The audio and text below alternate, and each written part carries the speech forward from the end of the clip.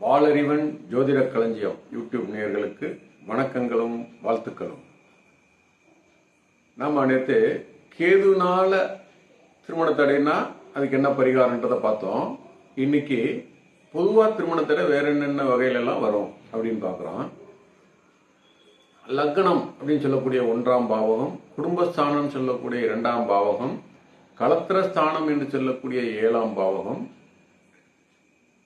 8ஆம் பாவகம், இந்த 4 இடத்துலையும் பாவகிரகங்கள் இருந்தாலோ, புத்திரஸ்தானம் என்று சொல்லக்கூடிய 5ஆம் பாவகத்தில் பாவகிரகங்கள் நின்றாலும், இப்போ பாவகிரகங்கள்னா எது? சனி, செவ்வாய், சூரியன், ராகு, கேதுக்கள் இதெல்லாம் நினைச்சுன்னா அந்த பாவகத்தை பலவீனப்படுத்தும், அமைய விடாது. அந்த உண்டான சுகதுக்கங்களை ஜாதகருக்கு கிடைப்பதை தாமதப்படுத்தும். சரிங்களா? அது இல்லாம 2ஆம் பாவகம் மற்றும் 7ஆம் பாவகம் பலவீனமாக இருந்தாலும், அந்த வீட்டின் அதிபதிகள் பலவீனமாக இருந்தாலும், சுக்கிரன் பலவீனம்னா என்ன? பகை, நீசம், 6, 8, 12 மறைதல், இந்த மாதிரி விஷயங்களை பலவீனப்பட சொல்றது.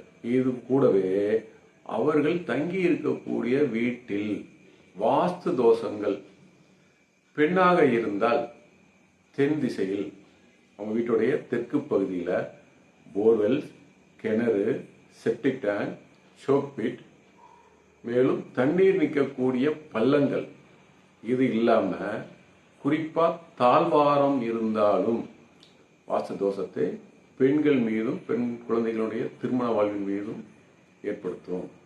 அதே மாதிரி ஆண்கள்னு பார்த்தீங்கன்னா மேற்கு பக்கம் வந்துடணும். மேற்கு பக்கத்தில் சொன்ன மாதிரியே போர்வெல், கிணறு, செப்டிக் டேங்க், சோக்பிட், தாழ்வாரம் இவையெல்லாம் இருந்ததுன்னா அந்த வீட்டில் உள்ள ஆண்கள் மீது தடையை உண்டு பண்ணும். இப்போ இது சரியாக பார்த்து நாம் சரி செய்துக்கிட்டோம்னா இதை ஓரளவுக்கு சரி பண்ண முடியும். அதாவது வாஸ்து தோஷம் என்பது உடலை போன்றும், ஜோதிடத்தில் உள்ள தோஷங்கள் என்பது உயிரை போன்றும் செயல்படும் என்பது இந்த சாஸ்திரத்தின் அடிப்படை விதியாகும். நல்லதே நடக்கட்டும். வாழ்க வளமுடன். நன்றி, வணக்கம்.